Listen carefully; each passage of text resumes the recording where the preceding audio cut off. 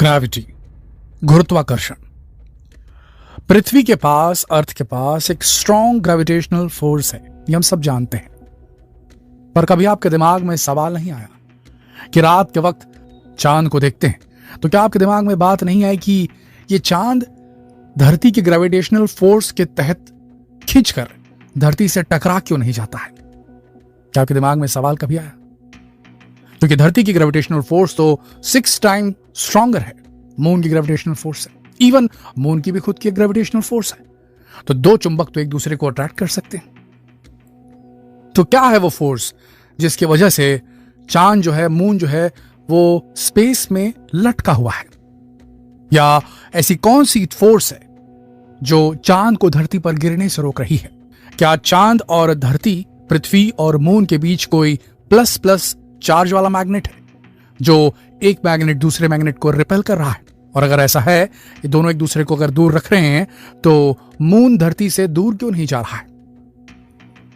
देखिए, इसे समझने के लिए हमें पहले यह समझना होगा कि अगर कोई गेंद, आप धरती पर हैं, वो बॉल, कोई भी क्रिकेट बॉल पकड़ लीजिए, उसे आप जोर से फेंकते हैं, उसके बाद उसको एक आर्च मिलता है, एक प्रोजेक्टाइल मिलता है और जाकर के वो गिरती है।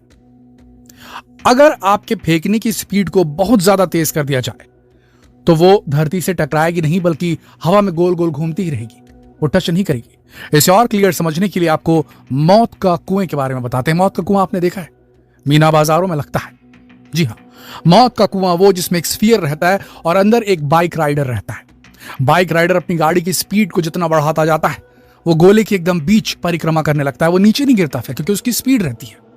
जी हाँ दोस्तों, मून यानी कि चंद्रमा धरती के ऊपर इसलिए नहीं गिर रहा क्योंकि वो साइडवेज मूवमेंट कर रहा है बहुत ही तेज गति से। 3800 किलोमीटर प्रति घंटे की गति से चंद्रमा जो है वो पृथ्वी की परिक्रमा लगाता है और 27 दिन में एक परिक्रमा को पूरी करता है। इसकी स्पीड ज्यादा है, इसी वजह से धरती की ग्रेविटी जो है उसे अट्रैक्ट नहीं कर पाती है मून को कि वो धरती से टकरा जाए। लेकिन क्या हो अगर धरती की ग्रेविटी कमजोर पड़ने लगे?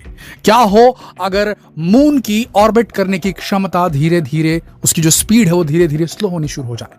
जिस दिन ऐसा हुआ उस दिन चंद्रमा धरती से टकरा जाएगा। इसके चांसेस बेहद कम है, लेकिन जैसा कि बोला जाता है कि हर चीज का एक वक्त होता है, कि एक्सपायरी डेट होती है। तो हो सकता है हमारे सोलर सिस्टम की भी कोई एक्सपायरी डेट होगी, धरती की भी कोई एक्सपायरी डेट होगी, और हो सकता है मून की भी एक्सपायरी डेट होगी। जिस दिन ऐसा हुआ उस दिन अपने ऑर्बिट को छोड़ेगा चंद्रमा और धरती की तरफ गोल गोल गोल गोल उसकी परिधि, उसका सर्कमफरेंस, उसका डायमीटर जिसमें वो चक्कर काट रहा है परिक्रमा, वो धीरे धीरे छोटा होता जाएगा, वो घेरा, और अंत में आकर के वो धरती से टकरा जाएगा। दोस्तों, अब सोचने वाली बात यह है कि धरती से टकराएगा तो होगा क्या?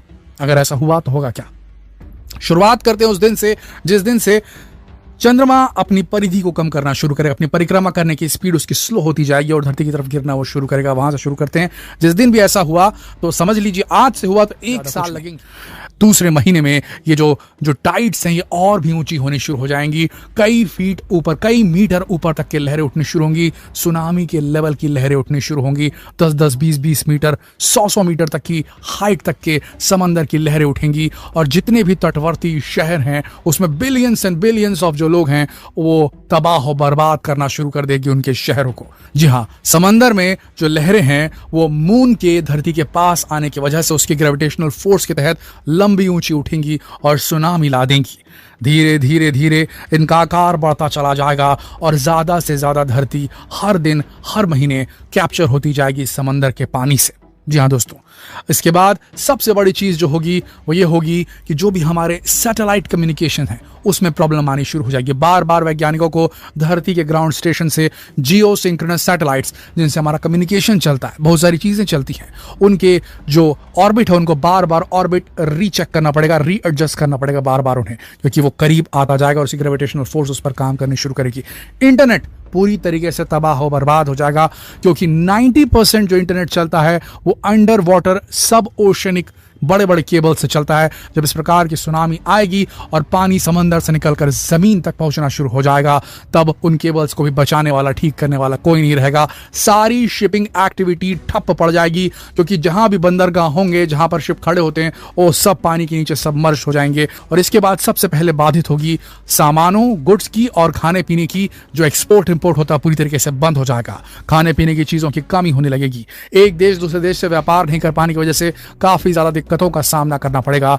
राशन बेहद कम बचा होगा। और इसके बाद सबसे बड़ी समस्या आएगी फ्रेश वाटर रिसोर्सेज के ऊपर। जी हाँ, पानी की लहरें इतनी ऊपर ऊंची उठने लगेगी जितने की स्काई स्क्रेपर्स होते हैं। ऊंची ऊंची गगनचुंबी इमारतों जितनी हाइट हो जाएगी समंदर की लहरों की, और ये पानी रिफ्लक्स होना शुरू होगा फ्रेश वाटर रिसोर्सेस में, यानी कि नदियों में, नहरों में, और वो पानी भी कंटामिनेट हो जाएगा। धीरे धीरे धरती डूबने के कगार पर पहुंच जाएगी। और उसके बाद मून और पास आता चला जाएगा, चांद और पास आता चला जाएगा। उस स्थिति में पहुंच जाएगा जब हमारी सारी सैटेलाइट्स जहां घूमती हैं उस विसिनिटी में आ जाए, उतने करीब पहुंच जाएगा धरती की सतह से। और इस वक्त हमारी सारी सैटेलाइट खत्म हो जाएंगी।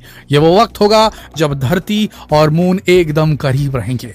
और इस वक्त जो धरती का गुरुत्वाकर्षण है उसकी शक्ति के चलते चंद्रमा का आकार बदल जाएगा। वो एक अंडाकार शेप में हो जाएगी। जो नियर साइड है चंद्रमा का, जो धरती को फेस करता है, वहां एक उभार सा निकल जाएगा धरती की स्ट्रॉन्ग ग्रेविटेशनल फोर्स की वजह से। अब मून की ग्रेविटेशनल फोर्स भी धरती पर काम करना शुरू करेगी, लेकिन आप हवा में नहीं उड़ेंगे, क्योंकि धरती की जो ग्रेविटेशनल फोर्स है वो 6 टाइम्स मोर स्ट्रॉन्गर है मून से। तो हम यहीं चिपके रहेंगे।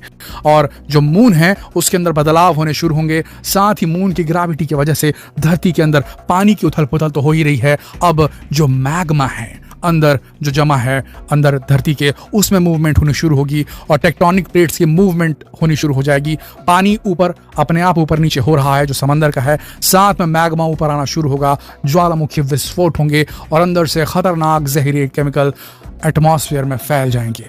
जो राख निकलेगी अलग अलग ज्वालामुखियों से, जितने भी ज्वालामुखी हैं धरती के ऊपर, जिस साइड भी चांद रहेगा वहां ज्यादा ज्वालामुखी जो है एक्सप्लोजन्स होंगे। और अभी भी चांद चक्कर काट रहा है, वो सीधे नहीं आ रहा है, चक्कर काट रहा है। अब उसके चक्कर काटने की स्पीड धीरे धीरे जैसे जैसे वो धरती के करीब आ रहा है तो छोटी होती जाएगी, जल्दी जल्दी चक्कर काटेगा। इससे धरती के गुरुत्वाकर्षण पर और ज्यादा प्रभाव पड़ेगा और ज्वालामुखी विस्फोटों से पूरा आसमान राख और धुएं से भर जाएगा। सूरज की रोशनी आ नहीं पाएगी, और क्योंकि चंद्रमा धीरे धीरे करीब आ रहा है धरती के, बार बार सोलर एक्लिप्स होंगे। बार बार सोलर एक्लिप्स होने की वजह से धरती ठंडी होने लगेगी। उसके बाद वो वक्त आएगा जब बेहद करीब आ जाएगा चंद्रमा धरती से। और इस वक्त अगर आप ये सोच रहे हैं कि चंद्रमा आकर टकरा जाएगा और कई न्यूक्लियर बॉम्ब जितना धमाका होगा, तो आप बिल्कुल गलत हैं। क्योंकि धरती की ग्रेविटी के उसमें फंस करके चंद्रमा हवा में ही, स्पेस में ही चूर चूर हो जाएगा टकराने से पहले, और बिल्कुल वैसी ही रिंग्स बनाएगा जैसी शनि ग्रह के पास है, सैटर्न के पास है। उसी तरीके की रिंग टुकड़ों में टूटकर वो रिंग बना लेगा। अब आगे जैसे ही वो टुकड़ों में टूटेगा, उसका ग्रेविटेशनल फोर्स खत्म होगा, तो वापस समंदर का पानी जो है वो समंदर में चला जाएगा, जमीन वापस से खाली हो जाएगी। अब जो लोग बचे होंगे वो बाहर निकल कर देखेंगे तो उन्हें आसमान में लूनर डस्ट और जितना भी उसका डेब्री है मून का, वो नजर आने लगेगा, एक रिंग दिखाई देने लगेगी। लेकिन ये जैसे जैसे धरती के पास आनी शुरू होगी तो इसमें काफी ज्यादा हीट आनी शुरू होगी, जैसे कि एस्टेरॉइड शावर जैसे होती है। अगर उल्का पिंडों की एक बौछार होती है तो किस प्रकार से उसमें आग लगती है हम सब ने देखा है। तो जब ये लूनर जो टुकड़े हैं अगर धरती के करीब आने लगे तो इनसे एक पूरी रिंग बनेगी, रिंग ऑफ फायर, और टेम्परेचर एकदम हाई हो जाएगा। एटमॉस्फेरिक टेम्परेचर इतना बढ़ जाएगा कि हो सकता है इनकी गर्मी की वजह से जो समंदर है, महासागर हैं, वो उबलने शुरू हो जाएं।